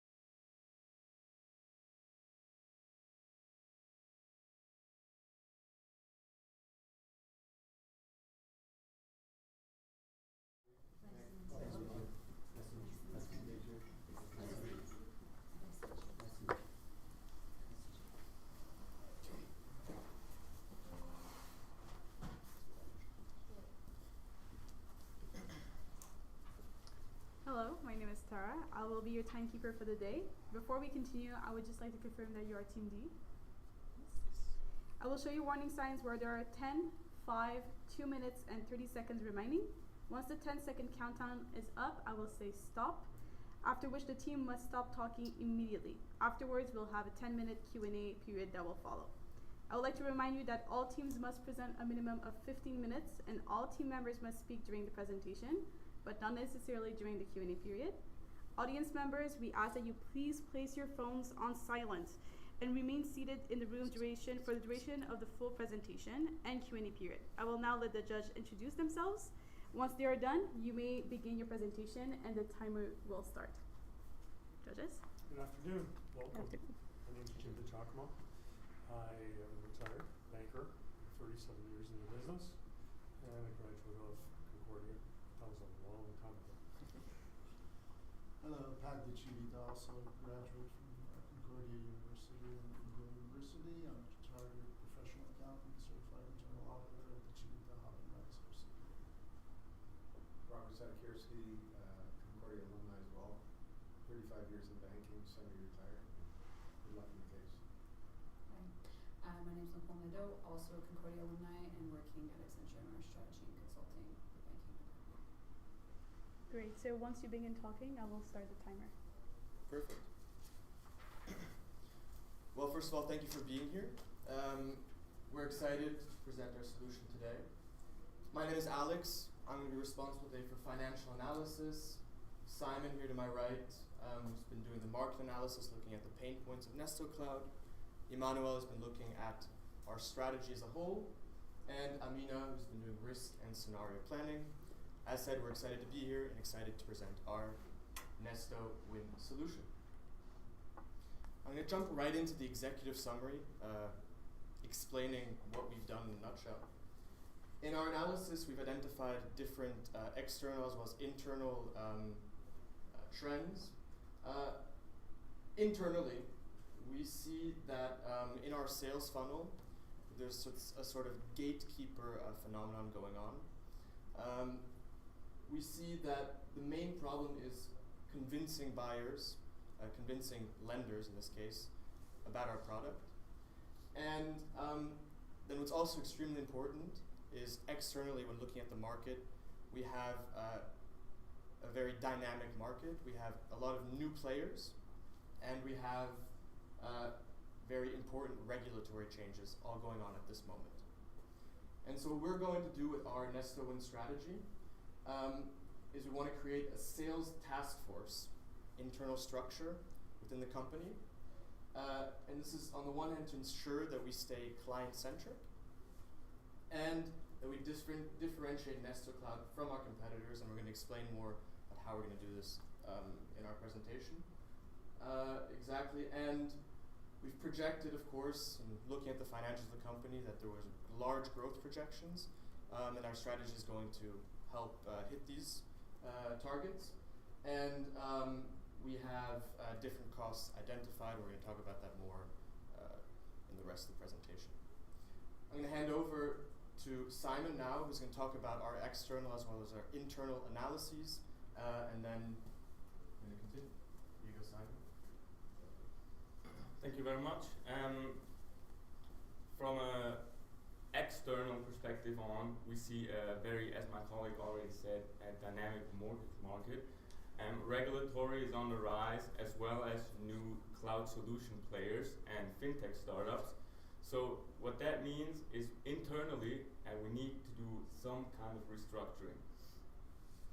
For that, we analyze the sales funnel and the different steps of the sales funnel, from talking to executives all the way to implementation. And we also worked out the people responsible for making the decisions for each steps. As you can see here, very important is the executives that, as my colleague already said, take kind of the role of gatekeepers. What means if we can't convince the gatekeepers, we're not even going into the funnel. So we've decided to like specifically target this group.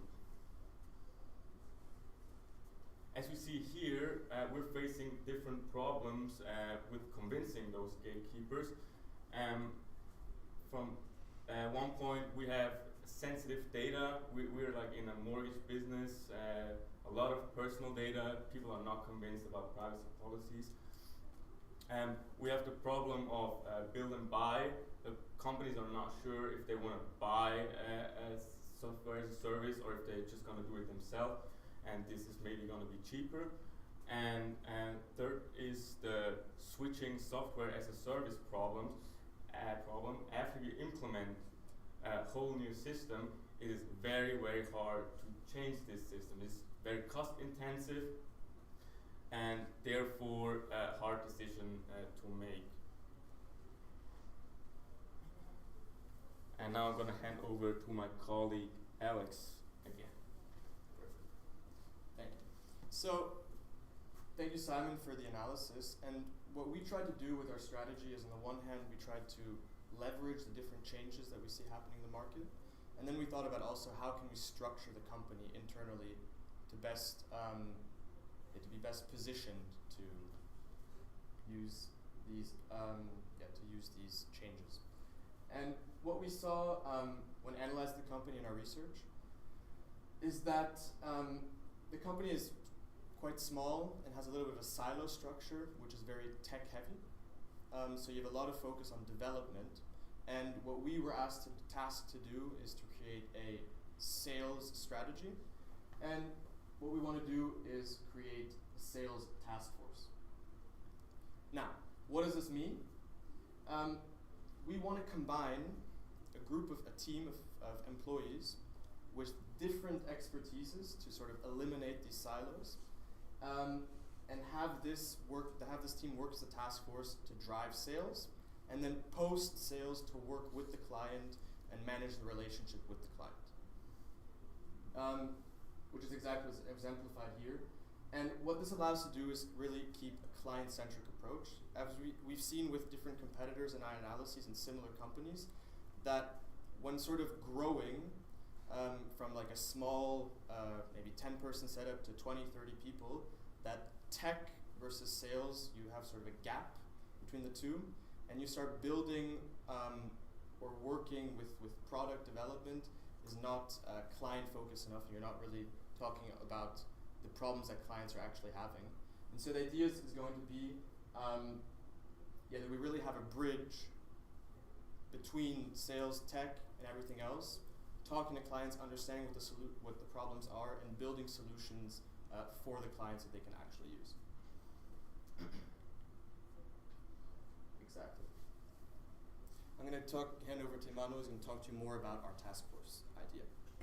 So, creating this sales task force is there to build direct relationships with our key decision makers. So what we want to have is this interdisciplinary team that is focused exclusively on existing as well as on prospect clients, which ensures that we have full attention on those clients and the needs of our clients. And we want to build direct relationships that enable us to have early positioning with engaging directly with clients. So we want to position NestoCloud as the preferred partner also long-term when navigating in those dynamic environments.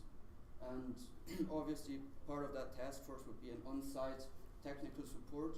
So the task force supports projects end-to-end, ensuring no gap exists between sales and implementation and the usage of our services.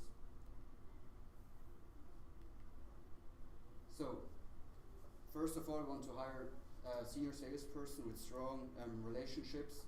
So, to bring in those seasoned professionals, having a network allowing us to grow in this dynamic market. And this accelerates the access to key executives and also decision makers, where it's important to say that at the moment, the discussions are only made with the head of mortgages, but we want to also have discussions with head of law, with the CFO even, to make it more easy for the head of mortgages to really implement our services. So that's why I also want to bring in lawyers to the table, with, of course, financial and mortgage experience to enable this dialogue on the eyesight. And this also builds confidence in our product or in our service, which is necessary to ensure long-term relationships. So obviously in those sales task force teams, there are also technical developers and advisors to ensure that the application is properly made, which minimizes then the risk of the developer. So we want to really lead with proven quality and regional credibility to use projects that we already had to showcase and to increase confidence in our product.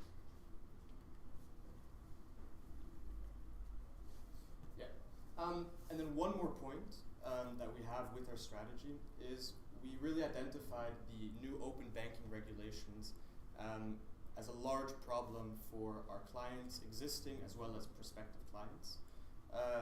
I'm not sure if you're familiar with the framework of the open banking regulation, but it's about creating like sort of an ecosystem for lenders that they can transparently see what an ecosystem for lenders and borrowers, so that every borrower can sort of compare the different rates of different lenders.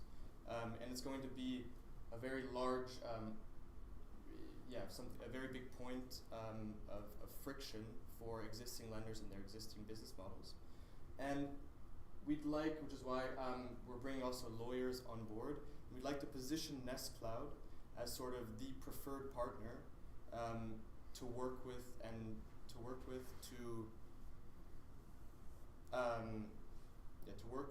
and to find solutions to this changing regulatory environment, because as detailed in the case, there's going to be large changes with this open banking regulation coming in, hence the very interdisciplinary sales task force that we're going to have. Next, I'm going to talk about our ESG implications of our strategy. It's quite basic things. Environmentally, we as a company want to make sure that our energy use is low and that we don't have greenhouse emissions, which with our business should be fine. Socially, that's a point that we have some considerations. When it comes to working conditions, when you have such a change in the company structure, when you're hiring new people, this can lead to uncertainty within employees. So we're going to talk about that later with risk, but we'd like to work with a change management strategy. And then, of course, diversity and inclusion, the standard, making sure that we're doing everything correctly.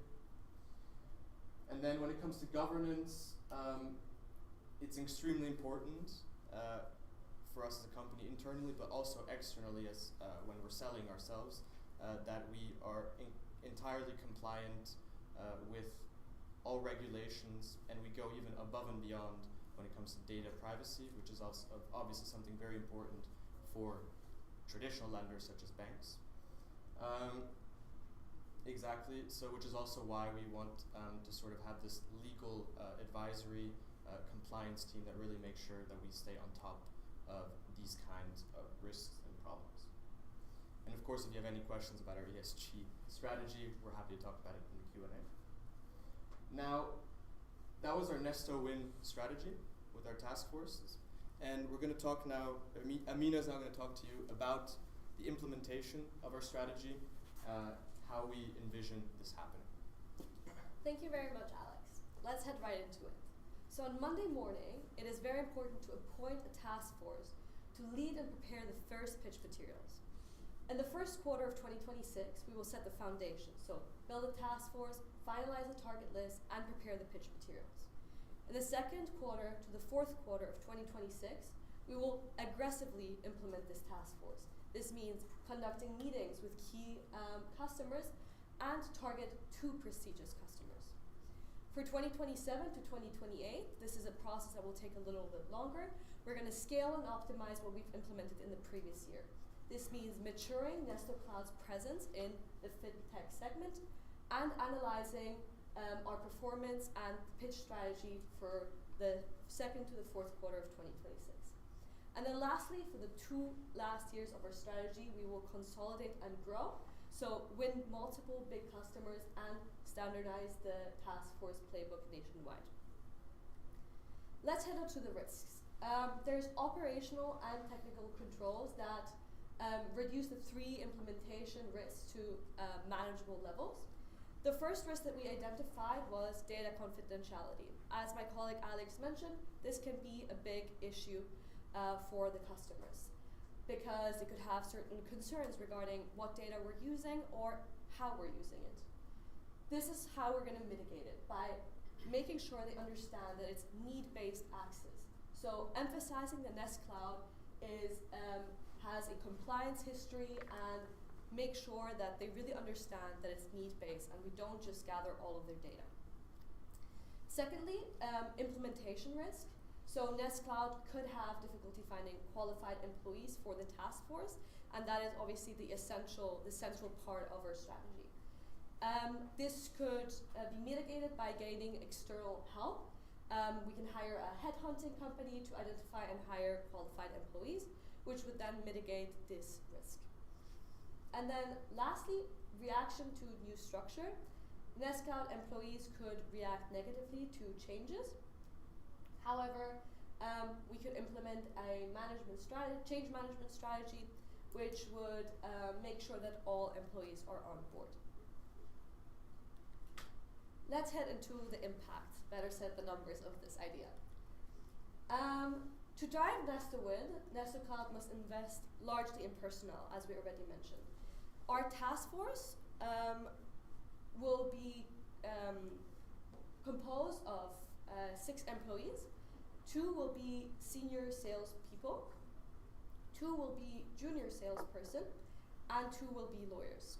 The tasks of these lawyers are, in case any customer has any concerns regarding our sales pitch or how we gather our data, all of these legal aspects, the lawyers will be able to accommodate these concerns. So they will be lawyers, but at the same time have a sales background to really make sure that we manage the risk of data.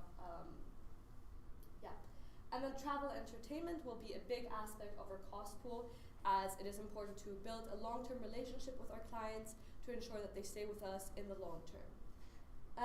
If you move to the right side of the screen, you will see the detailed breakdown of the cost. The roles of the senior, junior sales representatives and the lawyer will be maintained the same in the span of the 5 years. This is because we want to ensure that the task force still remains strong and remains the same throughout those 5 years.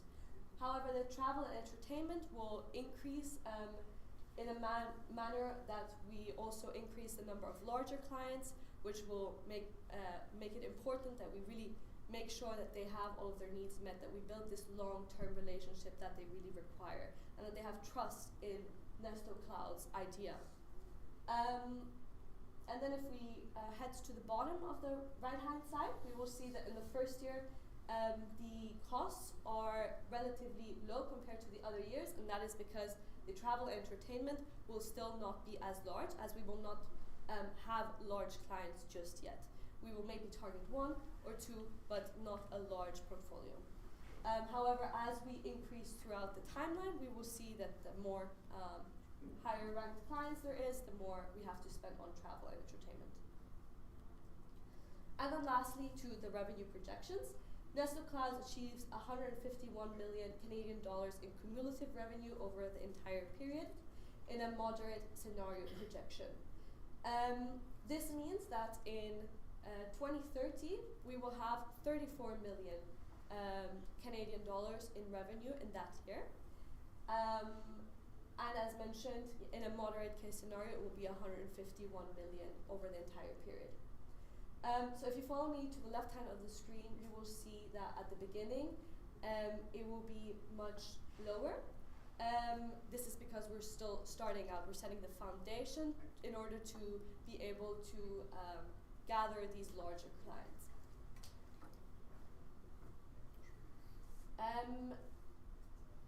And then as soon as we start having this foundation, these larger clients, we will also increase our revenue. Yes. And now to the executive summary, just again gathering these key aspects that are essential to our strategy. So gatekeeping, convincing buyers about the product, and regulatory changes that have to be leveraged or mitigated. And then creating a sales task force structure to ensure client centricity and differentiate Nest Cloud from its competitors. This is again what NestoWin will do and will ensure. And the impact will be of 34 million Canadian dollars as of revenue for 2030 and 151 million Canadian dollars for the entire period. Thank you very much for your time. Thank you very much. So we'll head into the Q&A period. As a friendly reminder, you will have 10 minutes for the Q&A. Just in terms of the sales targets, first of all, thank you very much for the presentation. Could you break this out by product? The $151 million of cumulative revenue. Is there any shift in the product mix that Nesto is over this period of time? So given the facts of the case, we identified that the percentage that they gain on each mortgage is the largest revenue from Nesto Cloud. And we intend to maintain this as having a shift in the internal structure as well as the revenue could go very sideways. So just maintaining this revenue stream will be very important.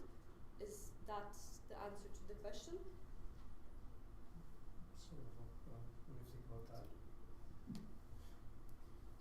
Yeah, thank you for the presentation. Two questions. One, I understand that you'll be building a task force to support the sales portion. One is how, through this task force, how do you plan on scaling it as we're bringing on more supplies and wanting to sell to more and implement more? And the second one is how do you plan to mitigate that issue or problem that you highlighted where people or companies or banks, I should say, don't see the value of SaaS? Thank you very much for the question. So the first part is how we're going to scale. Of course, on the back end, we have a software service that is relatively scalable. And front end, it's employee heavy, as you've recognized. The idea is going to be that as we grow with clients, that we're going to be able to hire more people. So the first idea was obviously start with these hires, and then depending on how it goes, we can hire more team members as needed. So the idea would be to keep the task force. So each pod will almost be like a task force with each type of profile within it, and then they would operate independently. Just following that in a similar vein, who owns the relationship with the client? So you have a task force with specialists, 3 or 4 of them that are there. Who owns the relationship and is the driver with the prospective client, and as well as once they're onboarded thereafter? Is there a point person or a lead, or because I didn't see that?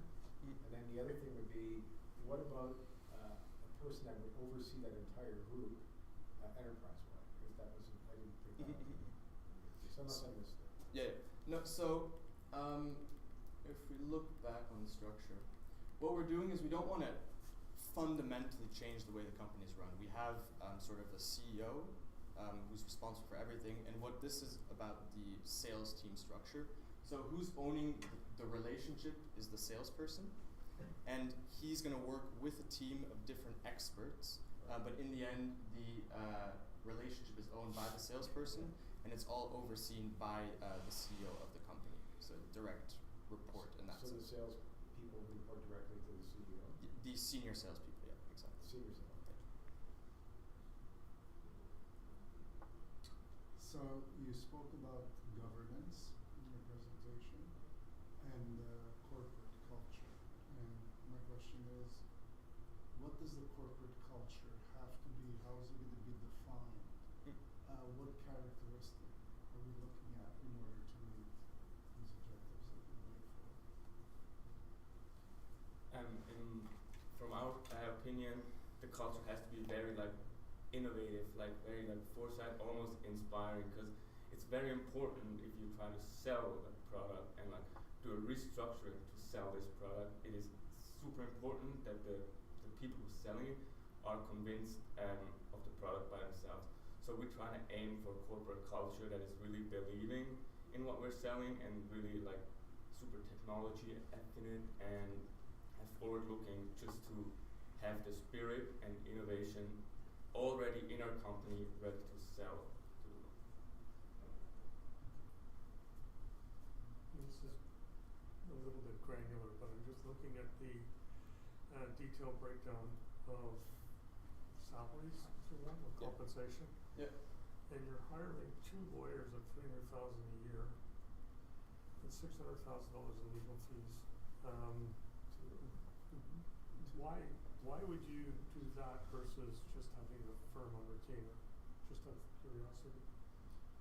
Sorry, the last part I didn't understand. That Like, firm what? rather than hiring 2 lawyers, why wouldn't you just hire a law firm and then just pay by the hour? So the idea is that as a sales task force, as we've identified, regulatory changes are going to be the main concern of our clients in the future.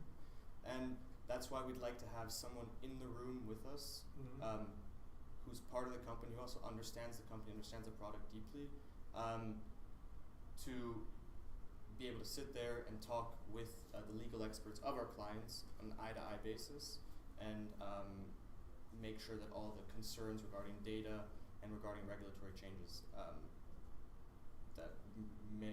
so ensure that all concerns are addressed. And we've also seen in our analysis that if you want to have that, you want to have a lawyer with you sort of all the time, it's going to be cheaper to hire this person full time than it is to go to a firm and you're paying an hourly rate. So that was the main consideration. Yeah. Can you go back to your sales chart for a second? And why I would like to do that is I want to get some color from you with respect to winning the business, if you will, because you've got a bit of a hockey stick going. So my question really is, who do you envisage onboarding as customers in 26 and then 27? Like, is it a couple of big banks? Is it credit unions? Like, where is the focus in terms of the mix? So first of all, I'd like to say that we've worked with projections of the company. So we had received revenue projections with a very large jump in revenue. So that's one thing that we worked for, and our strategy is not going to completely change the business model, but only enhance sales.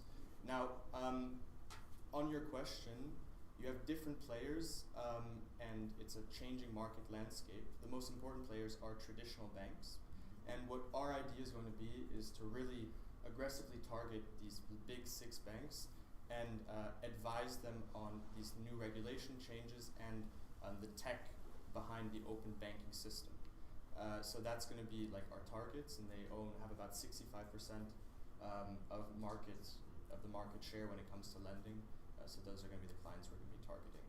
So you would take a kind of a graduated approach, focus on tier 2, tier 3 players first, then get some currency or credibility, and then talk to the big guys. You just go right to the big 6 banks.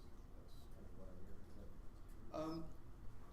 Yeah, I mean, that's with the task force, that's what we're going to be targeting.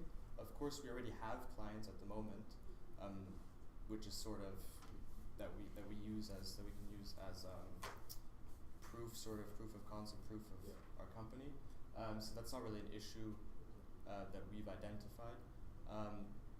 But of course, we see with fintechs, with private credit lenders, that there are new players that are rapidly growing. So of course, those are also going to be on our radar when trying to find new clients. But when talking about changing regulatory aspects, we see that traditional banks could have a need for this sort of tech support. Talking about your implementation plan, after the first year or 2, you're talking about monitoring metrics. Can you talk a little bit about like what kind of metrics you put in place and what would success look like?